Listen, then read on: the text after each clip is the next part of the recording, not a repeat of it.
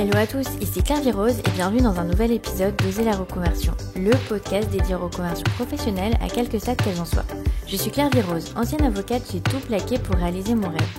Je reçois ici chaque lundi un nouvel invité qui a osé la reconversion. Oser la reconversion est disponible en version filmée sur YouTube, si vous êtes curieux de découvrir encore plus les invités et sur toutes les plateformes d'écoute habituelles. Vous pouvez aussi rejoindre le groupe Facebook du podcast pour prolonger la discussion. Aujourd'hui, j'accueille dans Oser la reconversion Cécile. Après avoir été prothésiste ongulaire et créé un salon de nail art, Cécile est devenue talent manager et a fondé l'agence Talent Crush, une agence d'agents d'influenceurs. Vous pouvez la retrouver sur son compte Instagram Talent Crush FR. Durant ses études en commerce international, Cécile se spécialise dans les relations publiques et gestion de crise. Elle se destine à travailler dans des grandes entreprises pour gérer les situations de crise. En parallèle de ses études, Cécile est youtubeuse et poste des vidéos de nail art, des tutos pour se faire les ongles. Cécile a toujours souhaité devenir chef d'entreprise. Alors à la fin de ses études, encouragée par ses milliers d'abonnés sur YouTube et à contre-courant de ses études, elle décide de fonder son salon de nail art à Nantes, Dola. Cécile adore ce qu'elle fait, mais ne se sent pas faite pour la vie de commerçante. Grâce à YouTube, elle rencontre des gens du milieu et très vite, elle est débauchée par une agence de communication à Rennes. Après 1 an et demi, elle décide de fermer son salon de nail art et de devenir agent de blogueur. Elle met en relation les influenceurs avec les marques pour des campagnes de publicité. Après quelques années dans cette agence, Cécile décide de démissionner et de créer sa propre agence d'influence. C'est la naissance de Talent Crush. Cécile est notamment l'agent des influenceuses Pauline Torres, Lola Rossi, suivie par des centaines de milliers d'abonnés. Talent Crush existe aujourd'hui depuis 5 ans et c'est une entreprise totalement familiale. Cécile travaille avec sa maman, sa sœur et son beau-frère. Alors avec Cécile, on a évoqué sa vie de commerçante et le sexisme qu'elle a subi, les débuts d'Instagram, de YouTube, comment se passaient les premières rémunérations d'influenceurs, la concurrence entre agents d'influenceurs, les stéréotypes des métiers du milieu de l'influence et sa vision d'une entreprise familiale. Cécile a partagé énormément au micro d'Oser la reconversion. Mais je ne vous en dis pas plus et laisse place à ma conversation avec Cécile. Bonjour Cécile, bienvenue dans Oser la reconversion, je suis ravie de t'accueillir. Bonjour, moi aussi je suis ravie d'être là. Alors, est-ce que tu peux nous dire quel est ton métier actuel ? Alors, je suis talent manager. Ça va pas forcément parler à beaucoup de gens, je pense. Je travaille en gros pour des influenceuses. Je suis trop contente que tu aies accepté mon invitation parce que c'est un métier qu'on n'a pas encore découvert sur Oser la reconversion et je pense qu'il en fait rêver beaucoup. Donc, j'ai hâte que tu nous en dises plus. Et ça, c'était pas ton premier métier. Alors, est-ce que tu peux nous dire quel a été ton parcours à l'école et puis ton premier métier ? Mon parcours à l'école, il a été plutôt classique. J'ai fait un bac, ça s'appelait STG à l'époque. Je crois que ça a changé maintenant, c'est STT, quelque chose comme ça. Dont je suis très fière. Je sais qu'il y a beaucoup enfin, ce bac a été très critiqué, du moins quand j'étais plus jeune. Même, je crois encore aujourd'hui, il était très critiqué. Et je suis très fière de l'avoir fait parce que c'était une formation qui m'a appris vraiment beaucoup de choses. Ensuite, je suis partie en école de commerce. Non, avant ça, j'ai fait une année de BTS et pour des raisons personnelles, j'ai stoppé le BTS. J'ai repris donc après en école de commerce. J'ai fait l'école qui s'appelle l'ESCA parce que moi, je suis dans la région de Nantes. J'ai fait un bachelor. Le titre exact, c'était un bachelor en commerce international. Donc, j'ai fait une année d'études à l'étranger en Hongrie, à Budapest. J'ai été diplômée et ensuite je suis partie à Bordeaux avec mon conjoint, qui est mon mari actuel, où on a fait l'ISEG Bordeaux. Moi, je me suis spécialisée dans les relations publiques et relations de crise. Et à la base, je me destinais, hein, ça va faire rire tout le monde, mais à travailler dans des entreprises de type Air France pour gérer les crises, donc soit crash aérien, grève, ce genre de choses, les relations de crise. Comment ça t'était venu déjà ce métier gestion de crise ? Alors ça, franchement, j'en ai pas la moindre idée. C'est juste que je suis assez, si je sais, je suis assez douée pour gérer les situations un peu tendues. J'arrive très bien à garder mon calme. Je sais être très rationnelle. Je suis pas quelqu'un qui panique très facilement. De par mon expérience personnelle, je me suis déjà retrouvée dans des situations où il y avait de quoi paniquer et où beaucoup de gens se mettaient à paniquer. Et moi, je suis plutôt du genre à rationaliser les choses, par exemple, il y a un accident sur l'autoroute, je suis pas la personne qui va se mettre à hurler et paniquer. Je sais ce qu'il faut faire, je vais mettre mon gilet, appeler les secours. Enfin, je sais ce qu'il faut faire. Et du coup, c'était un peu naturel en fait de vouloir faire ça, puisque il y a aussi un peu le côté syndrome du Saint-Bernard, à vouloir aider les gens et enfin ça allait aussi avec ce métier-là. Les métiers de la communication, c'est quelque chose qui m'a toujours attirée puisque comme je te le disais avant qu'on commence, j'aime beaucoup parler et j'ai tendance à beaucoup parler. Je suis une bonne communicante, je pense. Donc voilà, en fait, c'est venu petit à petit au fur et à mesure de mes études. J'ai découvert ces métiers-là et mes profs me disaient aussi que j'étais douée là-dedans. Donc c'est venu un peu naturellement. Quel a été ton premier métier? Ce que tu dis que finalement, c'est pas ce que tu as fait. Alors, mon tout premier métier, en fait, à la fin de l'ISEG, on avait en 5e année toute la dernière année était autour de la création d'une entreprise. Donc, ça pouvait être soit fictif, c'était un truc qu'on devait présenter à l'oral en fin d'année, et ça pouvait être aussi quelque chose de réel. Ça pouvait être, enfin, c'était vraiment pour encourager l'entrepreneuriat chez les jeunes. Et en fait, moi, à l'époque, j'avais une chaîne YouTube où c'était la grande mode du nail art, les dessins sur les ongles. Et en fait, il n'y avait pas de magasin en France, c'était déjà très installé aux États-Unis, au Canada, mais pas du tout en Europe. Et il y avait quelques boutiques sur Internet qui existaient, mais il n'y avait aucun magasin physique. Et du coup, grâce à mes vidéos YouTube, j'avais déjà une bonne communauté qui me disait mais moi, j'arrive pas à faire ça, j'aimerais trop qu'on m'explique, prendre des cours, etc. Et ça n'existait pas. Donc, mon projet, en fait, ça a été ça, de monter cette boutique donc à Nantes. Et je l'ai fait du coup parce que je suis pas quelqu'un qui fait des projets et s'arrête là. Je vais toujours au bout de mes idées, voire même beaucoup trop loin parfois. Mais quand je m'intéresse à un truc, j'y vais toujours à fond. Et du coup, j'ai créé cette boutique donc avec ma sœur Diane qui était aussi à l'ISEG, mais elle était en 2e ou 3e année. Enfin, on a 3 ans d'écart, donc elle était moins avancée que moi dans ses études. Et du coup, mon premier boulot, c'était ça. J'étais chef d'entreprise. J'ai passé aussi un diplôme, forcément, parce que la loi l'exige, de prothésiste ongulaire. Donc, j'étais déjà diplômée à Bac+3. Et d'ailleurs, pour la petite anecdote, ça, je m'en souviendrai toute ma vie. Quand je m'étais inscrite pour faire ce diplôme de prothésiste ongulaire, les personnes en fait de l'école m'avaient dit mais pourquoi vous voulez faire ça? C'est un diplôme qui va vous servir à rien en fait. Vous êtes trop qualifié en fait pour faire ce genre de formation et tout. Et je leur avais dit mais il y a pas, ça n'a rien à voir avec la formation que j'ai pu faire avant. C'est un vrai métier et ça m'a toujours ça m'a marqué en fait parce que on a tendance à donner plus de valeur à certains diplômes par rapport à d'autres.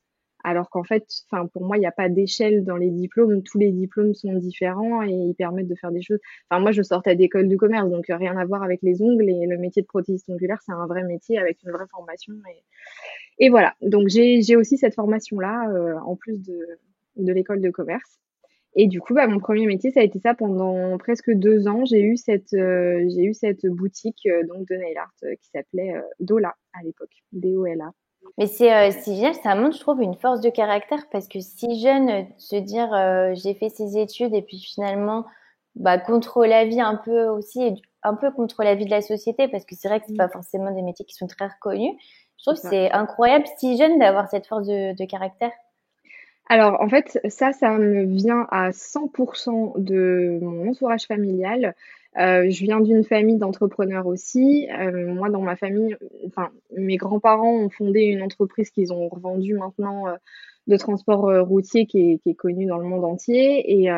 Et du coup, j'ai toujours été poussée par mon entourage familial qui me disait c'est maintenant qu'il faut créer des choses, c'est pas quand tu auras 40 ans avec 2 enfants. Alors, c'est tout à fait possible, mais disons qu'il y a plus de questions qui se posent quand on a des enfants, une famille à nourrir et voilà, plutôt que quand on a 20 ans et qu'on a la vie devant soi, quoi, et pas d'autres engagements si ce n'est que de s'occuper de sa petite personne.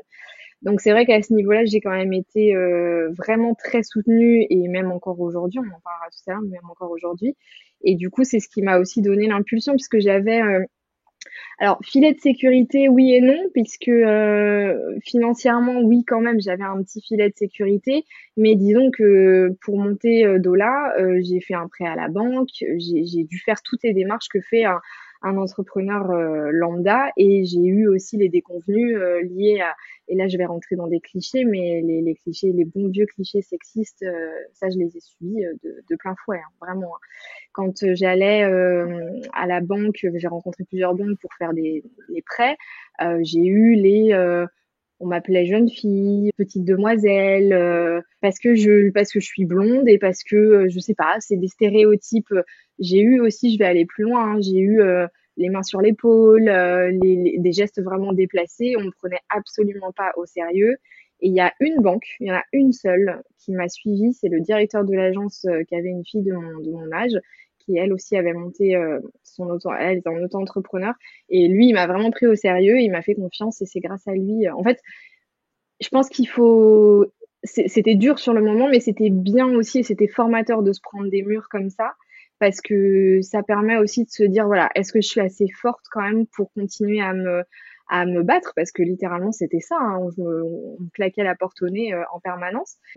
Et au final, bah, c'était formateur quand j'y repense aujourd'hui.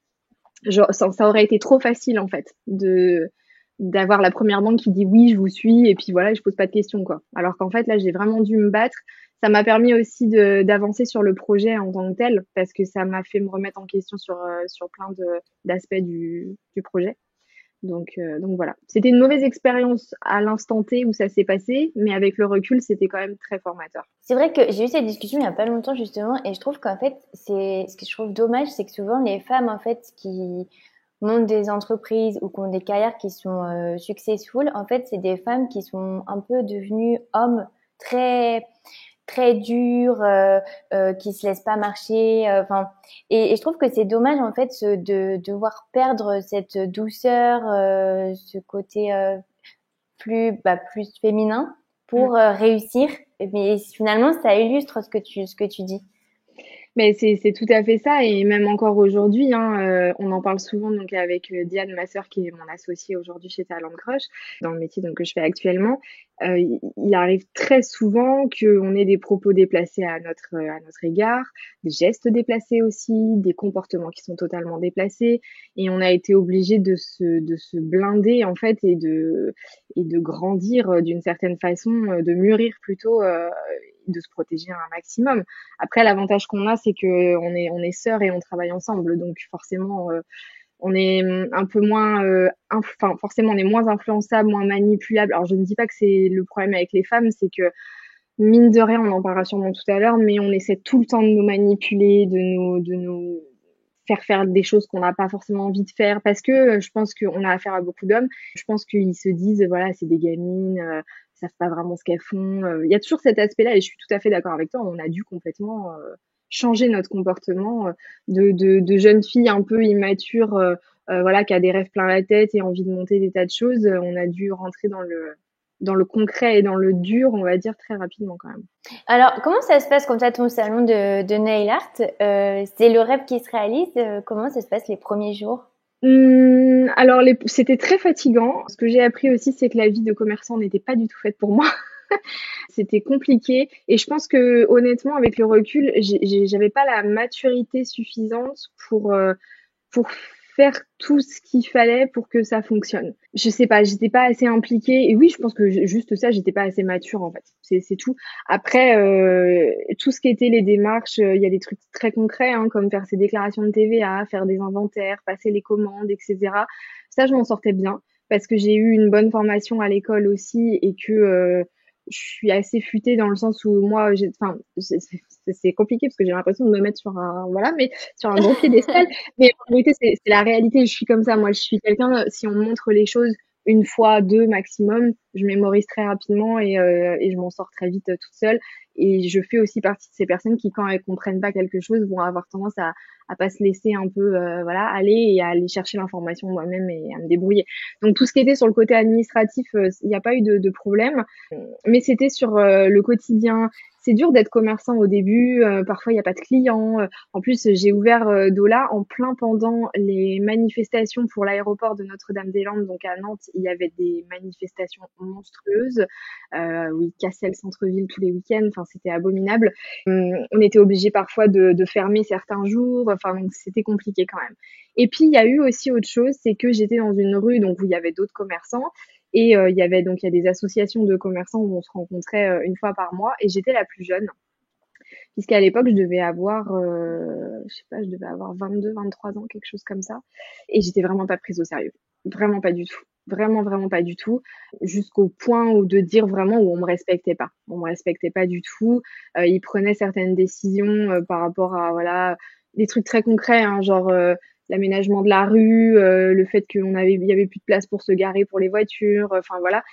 Enfin, j'avais jamais mon mot à dire sur quoi que ce soit et on m'écoutait pas du tout. Et pourtant, là, pour le coup, c'était même pas que c'était que des hommes. Là, c'était vraiment parce que j'étais beaucoup plus jeune. La moyenne d'âge, elle devait être à, je sais pas, à 45, 50 ans, quoi. Donc, c'était vraiment une question d'âge, là. Et quelle est l'influence justement de bien s'entendre? Alors, parce que moi, je connais pas du tout les commerçants et les boutiques. Quelle est l'influence justement de bien s'entendre avec les commerçants qui sont à côté dans les associations de quartier? Qu'est-ce que ça impacte? Quel est l'impact concret sur toi, ton Bah, business? en fait, les associations de commerçants, elles sont en relation avec la mairie. Et du coup, quand on vote, nous, des décisions entre nous, en général, ça fonctionne par quartier. Et quand on vote des décisions entre nous, ça s'est remonté, en fait, à la mairie, qui est libre ou pas hein, de nous prendre en considération. Bon, après, ils ont plutôt intérêt à être bien avec les commerçants, puisque une ville qui est fâchée avec ses commerçants, c'est compliqué quand même. Mais du coup, bah, c'est important d'être bien avec eux parce que les décisions qui vont être prises, elles vont être prises pour le meilleur pour le fonctionnement des commerces, mais si c'est pas le meilleur pour ton commerce à toi égoïstement, bah il faut quand même que tu puisses faire entendre ta voix et qu'on t'écoute dans les arguments que tu peux apporter quoi. Et c'était pas le cas, c'était vraiment pas le cas du tout. Donc forcément, alors je dis pas que c'était entièrement leur faute et que voilà, mais c'est juste que c'était dur en fait et je pense que j'étais encore une fois j'étais jeune et pas assez mature en fait pour vraiment taper du poing sur la table parce qu'à refaire aujourd'hui, je sais que je me comporterais pas du tout de la même façon que je l'ai fait à l'époque. Il y a plein de choses que je ferais pas de la même façon. Après, ça a été une période donc ça a duré 1 an et demi, ça a été une période difficile quand même pour moi parce que bah, on va pas se mentir, le jeudi, en pleine semaine, c'est pas là où vous avez le plus de clients, donc c'est quand même parfois des longues heures où on est seul dans son magasin, à pas trop savoir quoi faire et à tourner en rond et c'est un peu et puis il pleut et puis en plein mois de novembre, enfin c'est compliqué, quoi. Et concrètement, bah, tu vois, par exemple, sur l'association de commerçants, il y avait eu, donc il y a plusieurs années, je sais pas si ça va te parler, mais les grands débats sur est-ce que les magasins devraient avoir le droit d'ouvrir le dimanche avant Noël? Et du coup, bah, nous, ils avaient voté que non. Sauf que ben moi, je venais d'ouvrir le magasin et que j'aurais bien aimé qu'on ait le droit d'ouvrir le dimanche avant Noël, quoi, concrètement. Et eux, c'était très, tu sais, c'est l'ancienne génération de maintenant, on travaille pas le dimanche, c'est sacré. Enfin voilà, à Nantes, il y a tout un débat là-dessus. Et je crois que même encore aujourd'hui, tous les ans, le débat, il revient sur la table. Et ça, on m'écoutait pas du tout parce que nous, on était quand même certains. J'étais pas la seule. Il y en avait certains qui disaient aussi, bah, on peut aussi dire, ok, on ouvre, mais c'est au bon vouloir des commerces. Personne ne vous oblige à ouvrir. Mais c'était un non ferme et définitif. Et donc voilà, il y a eu quand même des décisions comme ça qui étaient un peu aberrantes, je pense quand même. Mais bon, c'est une question de génération. Bah, c'est générationnel en fait pour le coup ça. Ouais. Tu ressens à nouveau l'énervement, j'ai l'impression. Ouais, bah ouais, parce que je repense à certains trucs et c'est vrai que je me dis, en fait, tu sais, il y a toujours des moments dans la vie, mais ça, c'est aussi bien dans le pro que dans le perso, où tu sais, tu vis une situation qui est pas cool et genre bien après, tu vas te dire, non, mais j'aurais dû dire ça, pourquoi j'ai pas dit ça, pourquoi j'ai pas réagi comme ça? Et du coup, moi, je suis vraiment comme ça, j'ai tendance à revivre les situations genre longtemps après et à me dire, voilà, j'ai été bête, j'aurais dû réagir comme ça. Et là, c'est ce qui est en train de se passer, du coup. Et donc, du coup, au bout de, tu dis 1 an et demi, comment Ouais. t'as eu le déclic de dire, bon, bah, c'est bon, c'est pas pour moi? Bah, c'était alors il y a eu plusieurs choses. C'était pas financièrement rentable. Moi, j'ai quand même fait 5 ans d'études et j'avais quand même des prétentions salariales qui étaient alors je sais que ça peut choquer mais qui étaient quand même plus élevées que ce que je gagnais à l'époque. Il y a eu aussi autre chose, c'est qu'en attendant, moi, je continuais YouTube. Donc j'ai commencé à rencontrer de plus en plus de gens dans ce milieu-là et du coup, on en arrive bah, au basculement sur le travail que j'ai fait après, puisqu'en fait, j'ai été débauchée par une agence de communication qui était basée, enfin qui est toujours d'ailleurs basée à Rennes. Et en fait, bah, ça a été un peu la porte de sortie. Il y avait le fait que donc je gagnais pas assez bien ma vie. Le travail de commerçant, c'était vraiment pas fait pour moi. Je m'ennuyais. Et quand je m'ennuie, je suis du genre à procrastiner. Enfin, vraiment, l'ennui fait que je rentre dans une spirale où j'ai plus de cette motivation et plus cet élan et du coup bah j'ai tendance à me laisser aller et on m'a aussi donc débauchée donc j'ai fait 2 entretiens et en fait bah c'était plié on a créé ce poste sur mesure pour moi. J'avais posé des conditions, je me souviens à l'époque, enfin je voulais être en télétravail.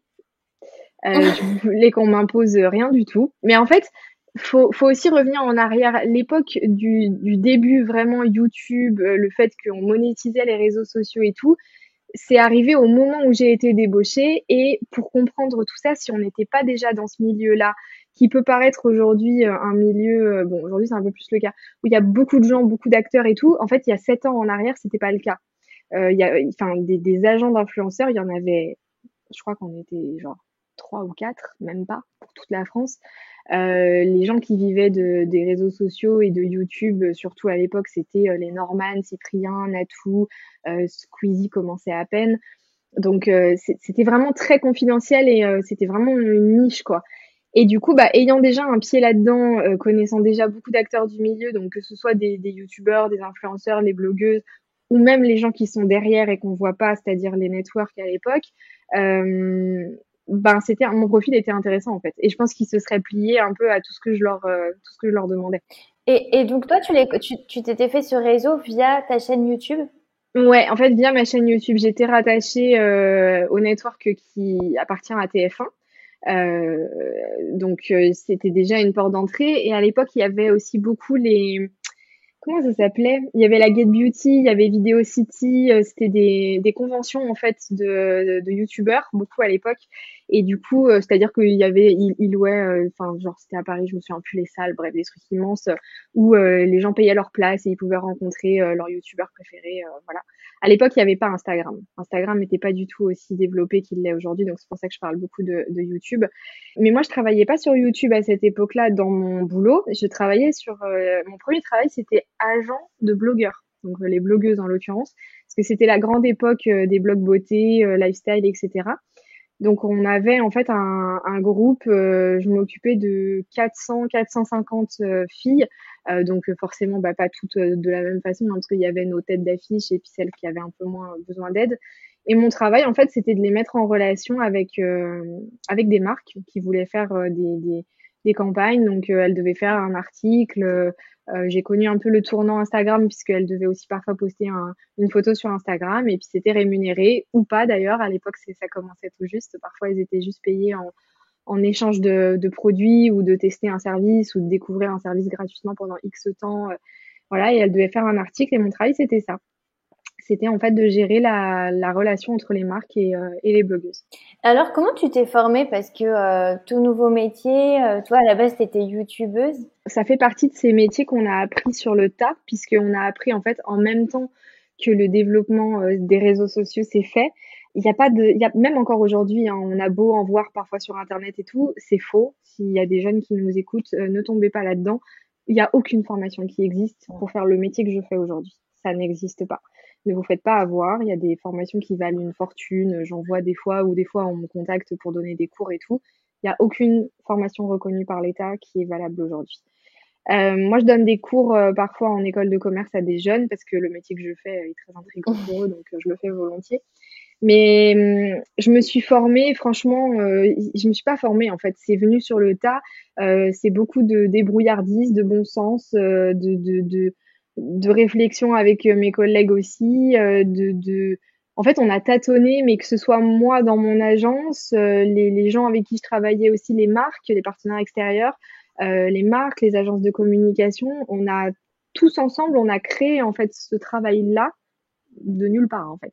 C'est vraiment ça. Après, j'avais des bases en communication quand même, donc il y a des choses qui font sens. Puis après, je suis très bonne négociatrice aussi. Ça, c'est un truc que je le tiens de mon environnement familial.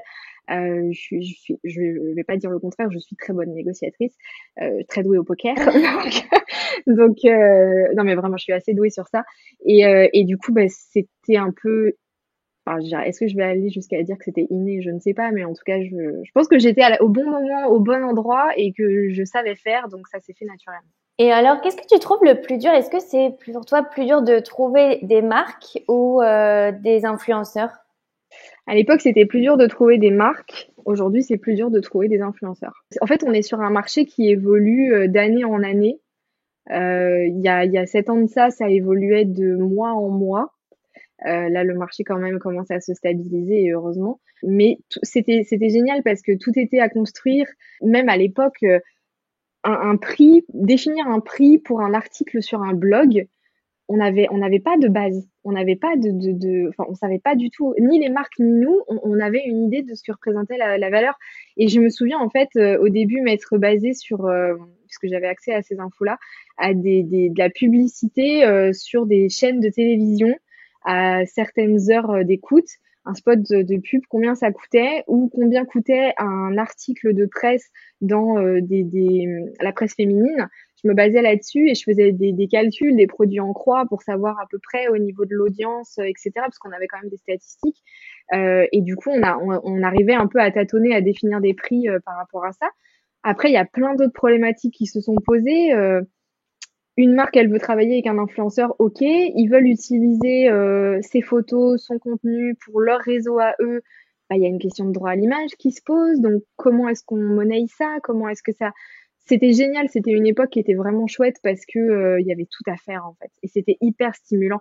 Et je me souviens avoir passé, aujourd'hui, je le ferai plus, mais avoir passé parfois des nuits blanches parce que il fallait s'occuper de certains projets, parce qu'on était dans le rush. Et j'adorais ça. Bon, à l'époque, j'avais pas d'enfant et je pouvais faire ce que je voulais. Et j'avais un patron aussi qui était vraiment dans lui aussi, il était dans l'entrepreneuriat parce qu'il avait monté sa société et il était très flexible en fait. On n'avait pas d'horaire de travail. Alors, je sais qu'il y a des gens que ça peut scandaliser parce qu'il faut mettre des limites et parce que j'étais en CDI et voilà. Mais moi, je suis pas comme ça. Je considère que tu as des tâches à faire, tu dois les faire dans un laps de temps qui t'est imparti, que tu les fasses en bossant une nuit complète ou que tu les fasses de 9 heures du matin à 18 heures, à la fin, le résultat, il est le même. Si tu as envie de bosser, et mon patron, c'était ça. Si j'avais pas envie de dormir et j'avais le cerveau qui était capable de le faire, parce qu'il y a des gens qui sont capables de bosser mieux la nuit et pas bien la journée, enfin voilà. Du coup, on pouvait bosser toute une nuit, et du coup, des fois, il restait avec nous parce que lui aussi était un peu comme ça. Mais par contre, le lendemain, on travaillait pas parce qu'on avait en fait des récup, quoi, c'est tout. Mais il y avait rien c'était pas noté, chaque truc n'était pas écrit. En fait, lui, il s'en foutait qu'on bosse 8 heures dans la journée ou qu'on en bosse 2, tant que le travail à la fin, il était fait correctement et qu'il n'y avait pas de retard ou quoi que ce soit. Et je sais qu'il y avait certains de mes collègues qui ont du coup démissionné assez rapidement ou qui ont quitté l'entreprise au bout de quelques semaines, mois, à qui ça convenait pas du tout, qui avaient besoin en fait qu'on leur mette des règles parce qu'il y a des gens à qui on donne trop de liberté, ça les fait vriller, ils n'arrivent pas en fait à s'auto-réguler, à se mettre au travail eux-mêmes. Mais moi, j'ai vraiment découvert grâce à ce boulot-là que j'étais faite pour fonctionner comme ça et que j'étais tout à fait capable de gérer moi-même mon temps de travail, mes horaires, de me dire non mais là Cécile, faut que tu bosses et de me dire aussi en plein milieu de l'après-midi, j'arrive pas, mon cerveau il arrive pas, j'arrive pas à me concentrer, je suis fatiguée, je décroche, ça sert à rien. C'est en fait, je me disais, il me paye pour des heures de travail parce que j'étais à 35 heures quand même, il me paye, mais là en fait je suis pas productive, donc ça sert à rien. Du coup, j'ai un chien, j'allais faire un tour avec mon chien pendant 1 heure, je revenais et puis ça allait mieux et puis je me remettais au boulot. Et je lui disais, écoute, là, j'y arrive pas, je suis pas concentrée, je vais faire un tour et je reviens. Et il me disait, ok, pas de souci, à tout à l'heure. Et ça, franchement, je le remercierai jamais assez pour ça. Parce qu'il était hyper flexible, c'était super chouette. C'est vrai que c'est fait plus mentalité anglo-saxonne, plus Ouais, parce que moi du coup je suis entre Londres et Paris maintenant, et c'est vrai que je trouve que c'est une grosse différence entre la mentalité française et justement la mentalité qu'on trouve en Angleterre ou aux États-Unis, qui est beaucoup plus mm, de laisser la liberté à chacun et puis de faire confiance aussi. ouais, tout à fait. Après, comme je disais tout à l'heure, pour le coup, ça fonctionne pas avec tout le monde. Il y a vraiment des gens pour moi qui ont un profil très salarié avec je travaille de 9 heures à midi et demi et puis je fais ma pause et je reviens à 14 heures et il y a des gens qui ont besoin de ça. Mais je trouve que dans notre génération, ça dépend aussi, je pense, de la formation qu'on a pu faire avant. Mais quand on sort de formation comme moi j'ai pu faire, il y a quand même beaucoup de gens dans ma promo qui aujourd'hui sont chefs d'entreprise, qui ont monté de leurs entreprises à eux parce qu'on nous a formés pour être indépendants, pour savoir prendre des décisions, pour être. Alors il y a des gens aussi qui sont restés dans le monde de l'entreprise classique, mais qui occupent des postes de cadre ou voilà et qui leur permettent quand même d'avoir une certaine liberté au niveau de leurs horaires et de leur façon de faire. Mon mari a fait la même formation que moi. Lui, il travaille dans une entreprise classique, mais il est cadre et pareil, il est capable de reprendre son ordinateur un samedi ou un dimanche parce qu'il a un truc à faire d'important qu'il n'a pas eu le temps de faire dans la semaine. Après, moi, ça me dérange un peu plus parce que moi, je suis chef d'entreprise. Donc, ma rémunération, elle est en fonction de ce que j'ai envie, en fait, entre guillemets, et de ce que je peux aussi, forcément. À l'époque, je l'étais pas, j'étais salariée. Et c'est ce qui a aussi, du coup, enclenché le fait que j'ai quitté mon travail avant. Mais du coup, il y a aussi ce point-là quand même. On travaille beaucoup, mais il faut que la rémunération, elle suive aussi derrière. Et ça, je trouve que dans notre code du travail actuel, il n'est pas du tout fait pour ce genre de façon d'entreprendre, je trouve. Mais ça, c'est voilà, ma pensée capitaliste à moi, on va dire. Non, mais c'est mon expérience à moi. Je trouve que, enfin, il y a cette fameuse expression qui avait été beaucoup reprise dans les médias il y a plusieurs années, du travailler plus pour gagner plus. En fait, moi, je suis assez d'accord avec ça. Si t'as pas envie de te bouger un peu les fesses, enfin, je pense qu'il y a beaucoup de gens là qui vont écouter et qui vont se dire, wow, wow, wow, qu'est-ce qu'elle raconte? Mais en fait, moi, alors, il y a un truc que j'ai pas dit aussi, c'est que je suis sortie de mon école. On nous répétait à l'époque, il n'y a pas de travail, le marché est saturé dans votre domaine, ça va être difficile, on vous prévient, enfin voilà, les chiffres sont pas bons, etc. Même si on était diplômé à bac+5 et tout. Et en fait, à force de nous répéter ça, et je le sais parce que j'en ai parlé avec plusieurs amis qui ont fait donc la même formation que moi et qui sont sortis au même moment que moi. En fait, à force de nous répéter ça, bah, ça nous faisait vraiment peur. Donc on se disait, bah, chercher du travail, ok, mais en attendant, je vais quand même développer les idées que j'ai à côté. Et il y en a une bonne partie qui ont du coup eu cette réflexion en même temps que moi et qui aujourd'hui ont leur propre entreprise. Donc c'était aussi le truc de, il y avait des boulots qui convenaient à notre formation, mais en étant payé au SMIC. Ouais. Et le côté, il n'y a pas de travail, je vais le créer. Exactement, c'est exactement ça. Après, moi, j'ai eu donc la chance quand même d'être débauchée par cette entreprise-là et ça, je le regrette vraiment pas. Mais il le sait s'il tombe sur ce podcast, voilà, mais, mon ancien patron. Mais j'étais pas suffisamment rémunérée pour le travail que je faisais. En fait, un jour, il y a un YouTuber français qui est très connu, qui cherchait un nouvel agent qui est venu frapper à notre porte. Il voulait quelqu'un qui n'était pas encore trop impliqué dans le monde de YouTube parce que c'est un tout petit milieu et que voilà, c'est compliqué. Je ne vais pas rentrer dans les détails, mais c'est compliqué. Et du coup, ça a été une rencontre, enfin vraiment le fruit du hasard total. Et du coup, bah, je l'ai appelé pour voir un peu ce qu'il voulait, etc. Et ça a été un coup de foudre amical. Vraiment, ça a été comme si on se connaissait depuis toujours. C'était vraiment, je saurais pas comment expliquer ça parce que je l'ai jamais revécu depuis, mais ça a été une révélation. On était tout de suite, on a tout de suite été très proches, très amis. Première fois qu'on s'est eu au téléphone, on est resté, je crois, 5 heures au téléphone Ah ouais. à se raconter. On est parti du pro au début pour arriver sur racontage de vie et compagnie. Bah, il y a des gens comme ça, on les rencontre au bon moment, Mm. au bon, enfin, je sais pas, c'était comme ça. Du coup, j'ai commencé à travailler avec lui et comme bah, là, pour le coup, je suis vraiment devenue talent manager de très gros influenceurs français, puisque à l'époque, vraiment, c'était un des plus gros influenceurs français. Bah, du coup, j'étais dédiée à lui quasiment à 100% et je m'occupais quasiment plus des blogueuses parce que j'avais pas le temps. La rémunération d'un talent manager, elle se fait sur ce que gagne son influenceur, son talent. On touche en fait un pourcentage sur chaque opération commerciale que lui va faire. Donc le pourcentage, pareil, je peux pas te donner les chiffres parce que ça mettrait en porte-à-faux beaucoup de gens du milieu, mais voilà.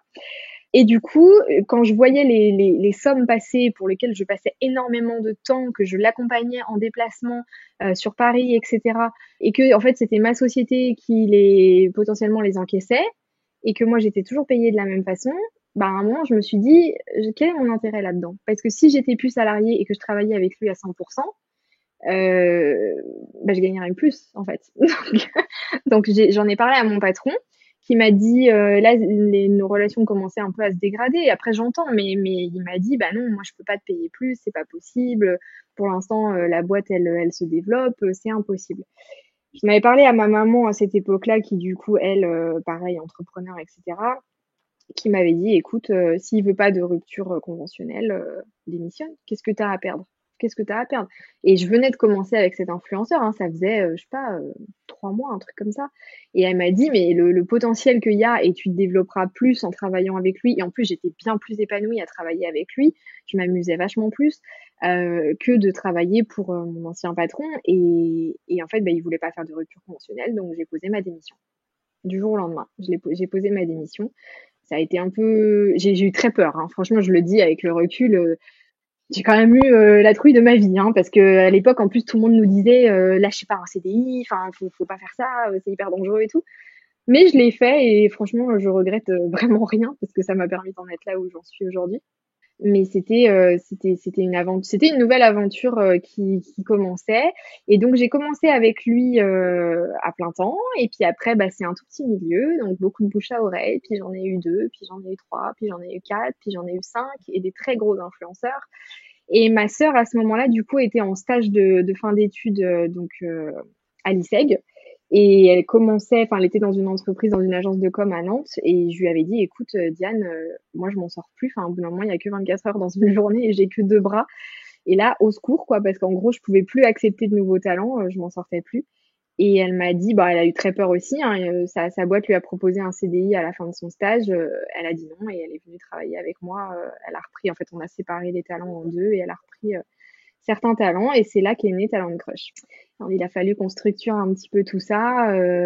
Heureusement, on a une super maman très calée dans tout ce qui est entrepreneuriat et tout, et du coup qui nous aide encore aujourd'hui. C'est elle qui gère toute la partie comptabilité, administration, etc. Et aujourd'hui, on a 17 talents à l'agence. Ouais, c'est énorme. Et, et parce que ta maman, elle faisait quoi comme métier? Alors, ma maman, elle était directrice commerciale grand compte dans une entreprise de transport. Donc, elle s'occupait de tous les pays européens. Voilà, donc elle avait un poste quand même assez haut placé. Avant ça, elle a toujours plus ou moins travaillé dans le transport, sauf à une période où elle avait des salles de sport dans la région de l'ouest de la France. Mais donc, tout ce qui était l'entrepreneuriat, tout ce qui était la comptabilité, administratif, etc., c'est des choses qu'elle connaît très, très bien. Et ma mère est quelqu'un de très organisé, de très moi aussi, mais disons que bon, l'administratif, c'est pas une passion, hein. Je pense qu'il y a peu de gens pour qui c'est une passion. Et du coup, elle est vraiment là pour gérer les factures, les relations avec nos avocats, avec comptables, enfin experts comptables. Elle a créé en fait tout un système juridique financier autour de nous qui a sécurisé. En fait, c'est marrant parce que ce matin encore, elle nous a dit des trucs. Bref, on a des affaires en cours et on lui dit avec ma sœur. Mais tu sais que sans toi, on aurait mis la clé sous la porte 50 fois, quoi. Enfin, vraiment. En fait, elle est un peu notre garde-fou. Parce que nous, avec Diane, on a tellement de travail, mais tellement de travail, qu'on n'aurait pas le temps, en fait, de prendre le temps d'avoir l'expert comptable au téléphone, pareil, régler les factures qu'on doit régler, des trucs comme ça. Et elle nous enlève une charge mentale qui est énorme quand même. Donc après, elle le fait pas gratuitement, hein, elle est salariée chez nous. Enfin, mais ça, c'est super chouette. Parce que, alors juste pour la petite histoire, donc je suis associée avec ma sœur Diane. Ma mère, du coup, est salariée, on la salarie. Et on travaille aussi avec le mari de ma sœur, Morgane. Donc c'est vraiment une entreprise familiale. On est 100% en famille. C'est génial. Alors, comment ça se passe? Parce que j'imagine c'est un rêve pour beaucoup, une entreprise familiale. Comment ça se passe pour vous? Alors, avec ma sœur, là d'un point de vue personnel, on a eu des relations de par le passé qui étaient un peu compliquées, bah forcément à l'adolescence, et j'ai une histoire personnelle aussi qui est un peu compliquée.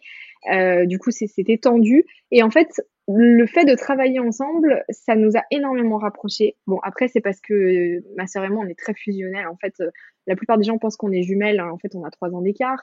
Même notre maman, des fois, quand elle nous voit, qu'on parle entre nous, on parle tellement vite, on a un espèce de langage qu'on a développé où les gens de l'extérieur ne nous comprennent pas. Enfin, vraiment, c'est un peu lunaire.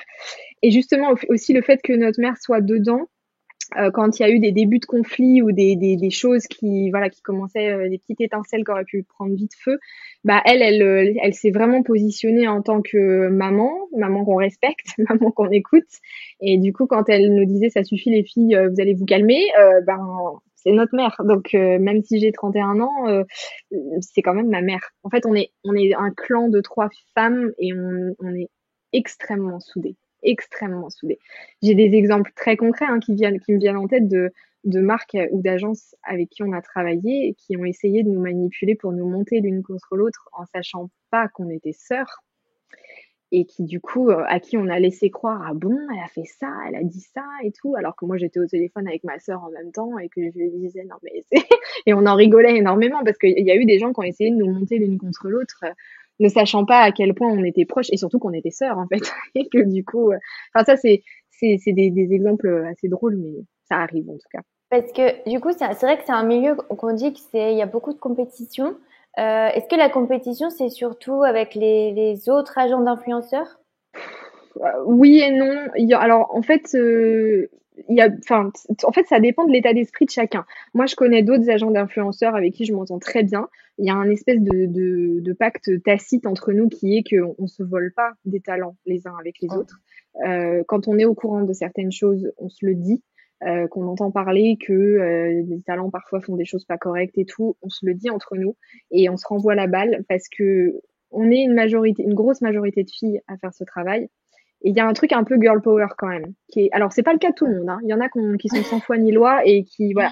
Le problème c'est que elles sont sans foi ni loi, mais elles le payent à un moment ou à un autre puisqu'on est dans un tout petit milieu de femmes en plus et qu'on parle entre nous beaucoup et que tout se sait.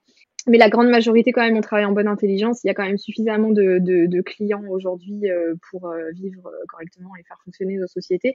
Donc, on ne se vole pas les talents les unes aux autres. C'est un pacte un peu tacite. Après, bon, ça a ses limites aussi, mais en tout cas, on se parle. La concurrence, oui, elle est à ce niveau-là. Elle n'est pas au niveau des opérations commerciales, de se voler des budgets, des choses comme ça. Ça n'arrive jamais. Franchement, ça n'arrive jamais. Les problèmes qu'on a en grosse majorité, nous, c'est avec les agents d'influenceurs hommes. Eux, par contre, il n'y a pas de communication, il n'y a pas de respect, il n'y a pas de. C'est des gens qui trichent, qui mentent beaucoup à leur talent aussi.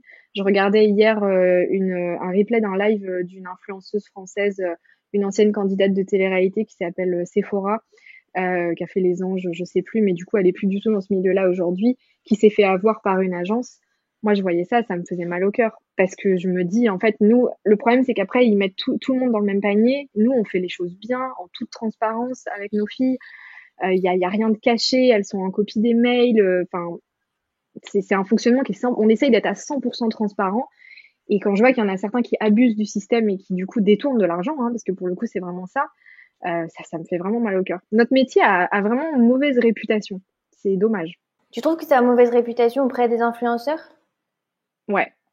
Alors, en fait, moins aujourd'hui quand même. Mais quand j'ai commencé, on avait très mauvaise réputation auprès des influenceurs et auprès des marques. Il y avait beaucoup de marques qui voulaient pas travailler via des agents parce que il y avait eu des mauvaises expériences avant. En fait, le système, très clairement, c'est celui-là. C'est une marque qui veut travailler avec un influenceur, il lui propose un budget. Il y a un agent qui se place au milieu parce que nous, on sert pas à rien, hein, contrairement à ce que les gens pensent. On est là pour gérer les agendas. On récupère les contenus, on bouge les fesses de nos talents aussi pour leur dire t'as ça à faire. On s'occupe de la facturation, d'une partie de la comptabilité, des déplacements, etc. Enfin, on est un peu des assistants du quotidien. Plus quand même, mais on est un peu des assistants. Et on relit les contrats, enfin on vérifie tous les côtés contractuels, etc. Et du coup, les marques se disaient, en passant par un agent, ça va me coûter plus cher. Donc je vais passer outre et je vais passer directement via le talent, alors qu'en fait non, pas du tout, ça change rien du tout. Et il y a ceux aussi qui se disaient, on a eu des mauvaises expériences puisque l'agent encaissait la totalité du montant, du budget qui avait été négocié, et en fait ils avaient aucun contact avec l'influenceur. Il y a eu des situations où par le fruit du hasard, ils ont rencontré l'influenceur sur un événement ou autre en disant, voilà, en discutant, on t'avait payé tant, et l'influenceur dit, je n'ai jamais touché cette somme. Donc en fait, ça veut dire que la personne qui était au milieu, elle a détourné une grosse partie de l'argent et elle a reversé un dixième de ce qu'elle a touché à l'influenceur, quoi. Ça arrive très souvent. Et nous, on fonctionne absolument pas comme ça. Nous, on a un mode de rémunération qui est inverse. L'agence n'encaisse rien. Ça, je le dis parce que voilà. On n'encaisse rien. C'est nos talents qui encaissent et qui nous payent. Comme ça, tout est 100% transparent. Ça a été un truc avec Diane au début, quand on a créé Talent Crush, on voulait absolument, parce que nos talents nous en ont parlé aussi, on voulait absolument que la transparence, elle soit, mais totale. On voulait qu'ils aient une visibilité sur les mails. Donc, c'est-à-dire que les filles sont en copie de tous les mails. Contrairement à ce que beaucoup de marques ou d'agences des fois peuvent croire, je ne fais pas barrière à quoi que ce soit. Si je dis non, c'est parce que mon talent a dit non. C'est pas moi qui suis méchante. Et au niveau financier, c'est pareil. C'est elles qui font leurs factures. Nous, on se positionne pas au milieu. On réceptionne pas tout ça. Et du coup, il y a aucun moyen qu'on vienne nous reprocher quoi que ce soit. C'est vrai que j'avais aucune idée que c'était à ce point-là, parce que j'avais entendu un peu des histoires de on négocie des gros budgets, puis après on demande à l'influenceur ce qu'il veut, et puis on lui donne uniquement ce qu'il veut parce que l'influenceur sait pas vraiment combien il peut avoir, et puis on garde tout le reste. C'est vrai que ça se fait beaucoup. Et toi, comment tu choisis les influenceurs avec qui tu travailles ? Alors, il y a une grosse question d'affinité. mais ça c'est propre à notre agence aussi. Nous, on ne veut pas travailler avec des gens avec qui on ne s'entend pas. Simplement, je sais qu'on nous dit beaucoup, faut faire la différence entre le pro et le perso, sauf que dans notre métier, c'est impossible. C'est impossible de faire la différence entre le pro et le perso. Je suis impliquée dans la vie privée de mes filles, elles sont aussi impliquées moins dans la mienne, parce que leur vie privée est liée à leur travail. Je suis au courant de tout ce qui peut se passer dans leur vie privée. Quand je prends un exemple très concret, quand une de mes filles qui a des enfants a ses enfants qui sont malades, je me dois de dire aux marques avec qui elles devaient poster des contenus le jour même ou envoyer des previews le jour même, c'est pas possible parce que ces enfants sont malades et du coup j'ai de l'autre côté je vais chez le médecin, ça va pas du tout, enfin voilà, j'ai aussi les aspects de en ce moment ça va pas, je me sens pas bien, j'ai besoin d'un peu de temps, de trucs comme ça.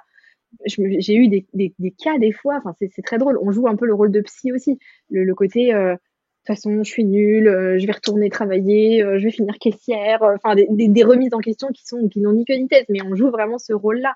J'ai eu des moments de panique totale de certaines de mes filles à passer des soirées entières au téléphone avec elles pour les calmer, pour écouter les engueulades avec leurs mecs, voilà, donc c'est impossible de différencier. Donc il faut absolument qu'il y ait quand même une affinité entre elles et moi. Et c'est pour ça qu'à l'agence, on se répartit aussi les talents de façon à ce que ma personnalité matche avec les filles dont je m'occupe. Ma sœur, elle en a d'autres. Je sais que moi, je m'entendrai pas avec. C'est pas que je les aime pas, c'est que juste en fait, on est trop différentes et que du coup, voilà. Ma sœur aime beaucoup la mode, elle est passionnée de mode, etc. Donc il y a des aspects, voilà, forcément, qui vont plus la passionner, alors que moi, parler chiffon toute la journée, ça me gonfle assez rapidement.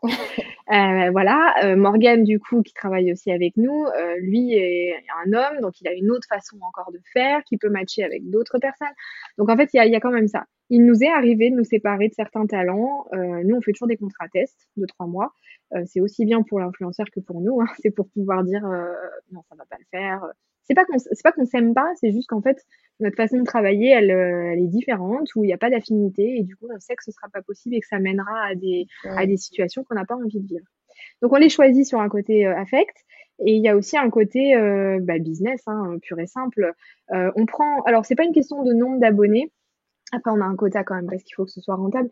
Mais on a à l'agence des profils qui sont vraiment très petits, mais dans lesquels on croit beaucoup et qu'on sait que il vaut mieux développer une relation avec eux maintenant que quand ils auront 500 000 abonnés et que tout le monde leur courra après, quoi. Il y a aussi une question de chiffres. On prend des petits profils, on n'en prend pas des masses non plus parce que sinon on serait plus rentable au bout d'un moment. On essaye de faire la balance entre gros profils, petits profils.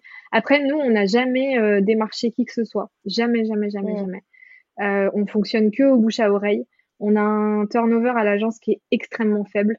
Les filles, elles restent chez nous, je touche du bois très longtemps.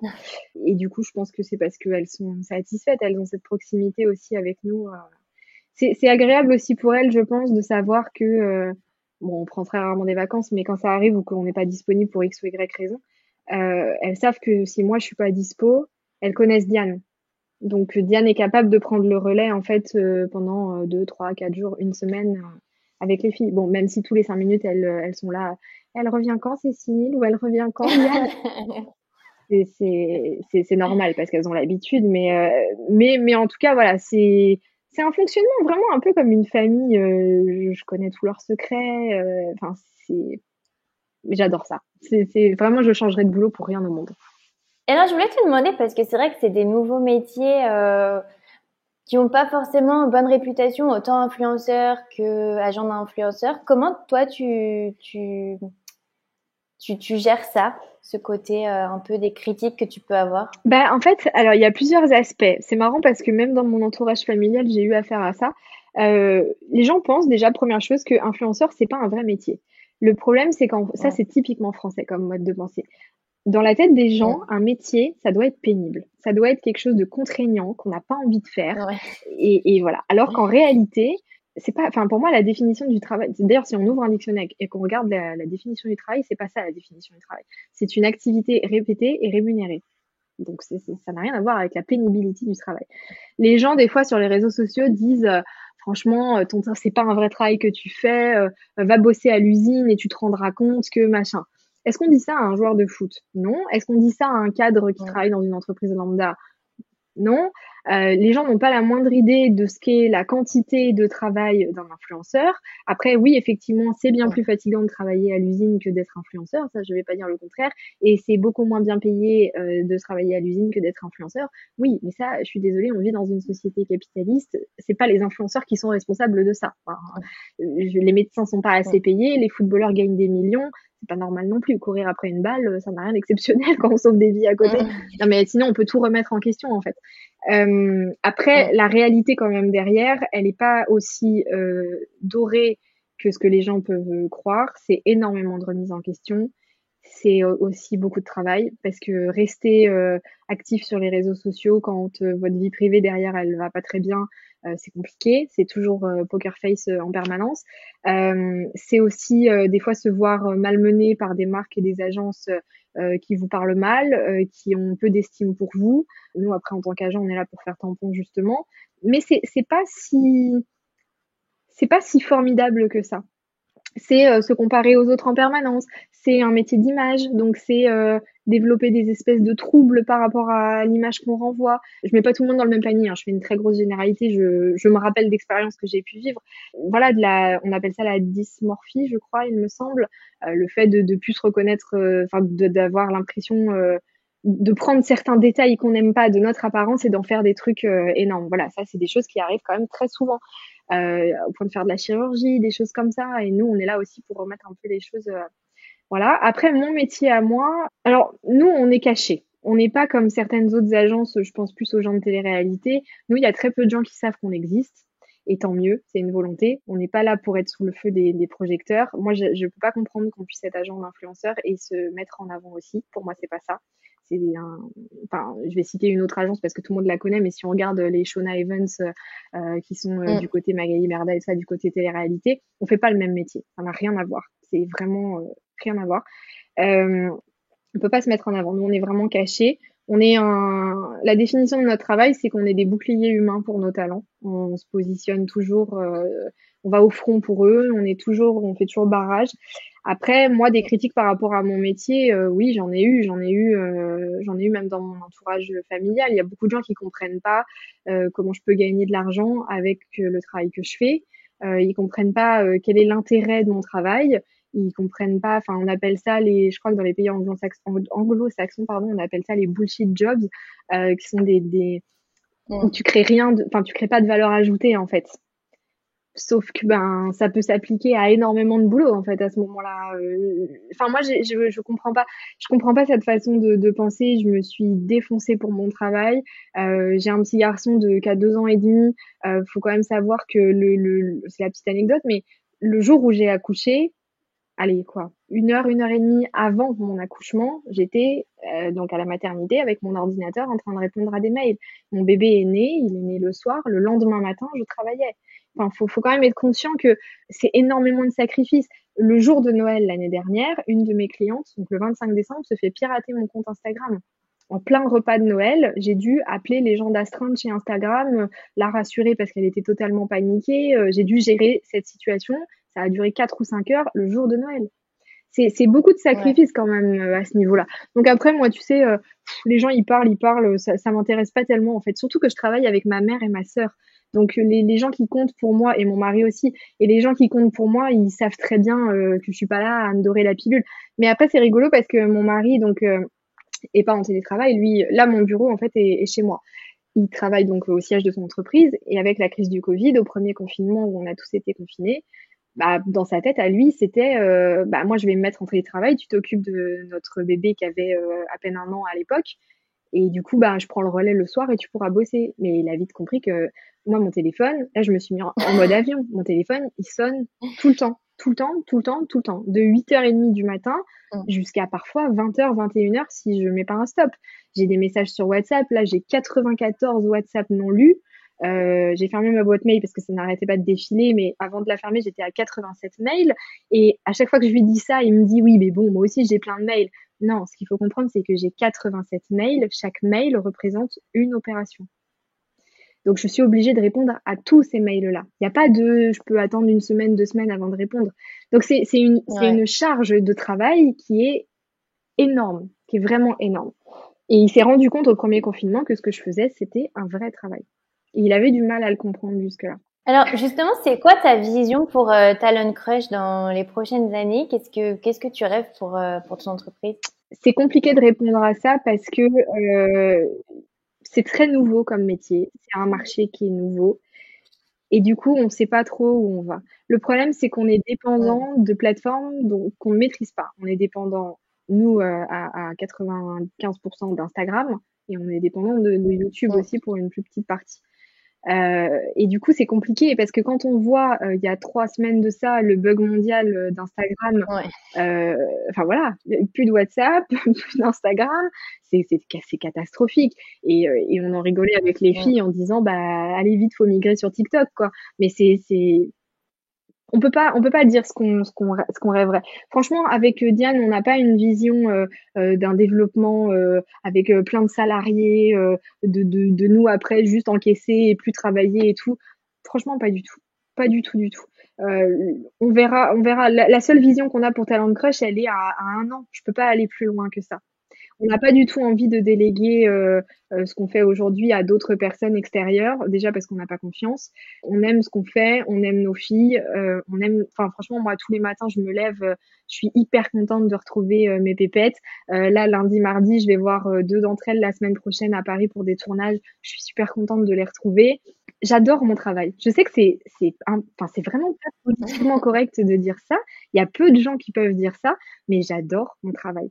J'adore mes filles, même si des fois elles me tapent sur le système, ça c'est la vie, c'est l'être humain, et voilà. Mais je me défonce pour elles, je fais tout ce qu'il faut pour leur simplifier la vie, pour être présente dans la moindre épreuve qu'elles peuvent rencontrer, le moindre projet, je les soutiens énormément. Et c'est important pour moi. Et voilà, je pense qu'aujourd'hui, je pourrais pas mieux faire le travail que je fais. Et l'avenir dira ce que deviendra l'agence. En tout cas, ça fait plaisir à voir. Et alors, juste petite question pratique pour les auditeurs qui voudraient exercer ton métier. Toi, du coup, tu l'exerces à Nantes, Oui, pas à Paris. non. Et c'est tout à fait possible, du coup, de ne pas être à Tout Paris. à fait. En fait, bah, Nantes-Paris, c'est 2 heures en TGV. Ce qu'on fait, c'est que, d'ailleurs, on a quasiment aucune de nos influenceuses qui vit à Paris, hein. Je crois qu'on en a Mm. 2 ou 3 maximum sur 17. Mais le truc, c'est que, bah, on se cale des moments en fonction des rendez-vous qu'on a. On essaye de les caler sur une journée ou sur 2 jours. Et du coup, bah, après, nous, on monte à Paris et on fait, bah, là, on a passé début septembre avec Diane, on a calé tous les rendez-vous de la rentrée au même moment. On a passé une semaine à Paris. Et après on rentre chez nous et enfin et voilà. Et en fait on a voulu à un moment prendre des bureaux.